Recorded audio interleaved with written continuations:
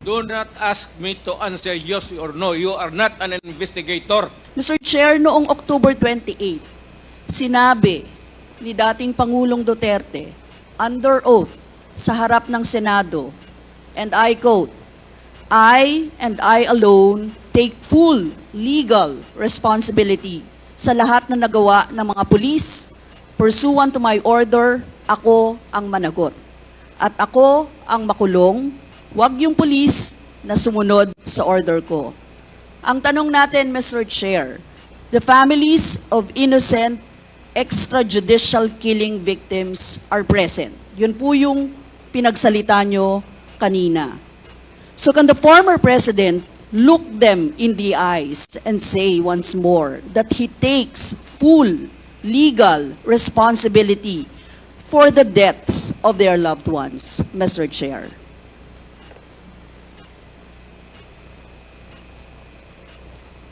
Mr. President, can you, What's the question?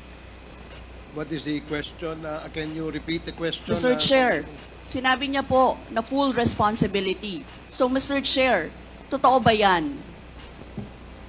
Correct. Very correct.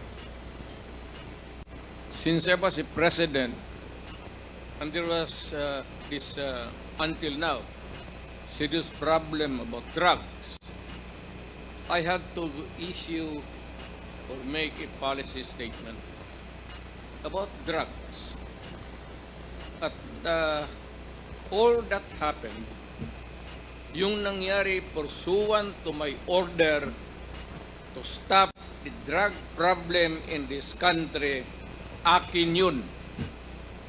Akin na akin yun.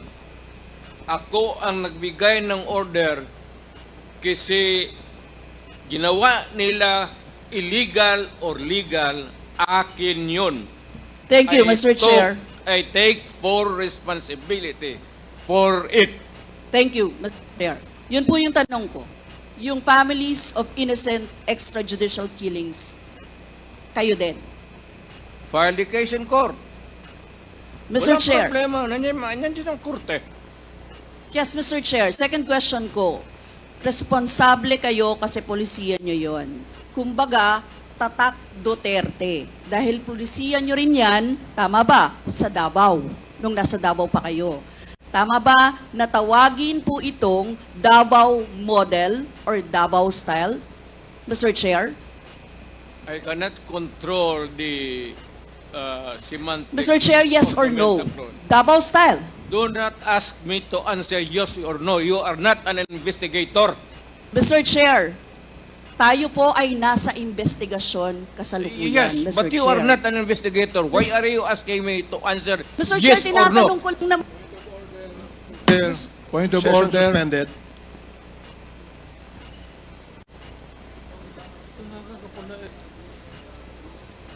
Point of order, Mr. Chair. Ano ka, police? Point of order, Mr. Chair. The session is suspended for the meantime, so please, let's take time to calm things down, okay? Para ho maayos ang ating hearing sa ngayon.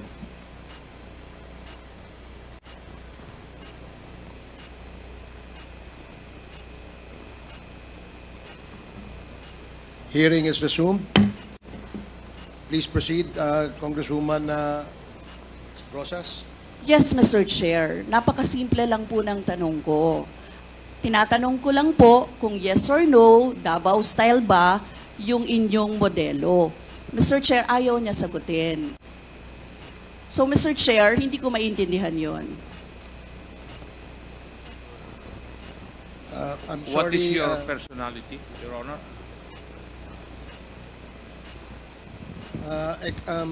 If I may, Secretary Bello, we normally, the committee does not allow the counsel of the witness to speak because the role of the counsel is limited only to counseling his client on his rights. Hanggang doon lamang po. But we cannot ask you to answer any questions that will be asked by any of the members. And that is what Thank you, is in Your the Honor. rules. Thank you, Your Honor. Actually, I'm not answering the question of Congresswoman Rosas, Your Honor. My point is, Your Honor, to allow the resource person to finish his answer. Okay, we will do that. Thank you, Attorney Bello. Thank you, Your Honor. Thank you. Congressman Brosas, maybe it is, perhaps the former president would like to elaborate on his answer.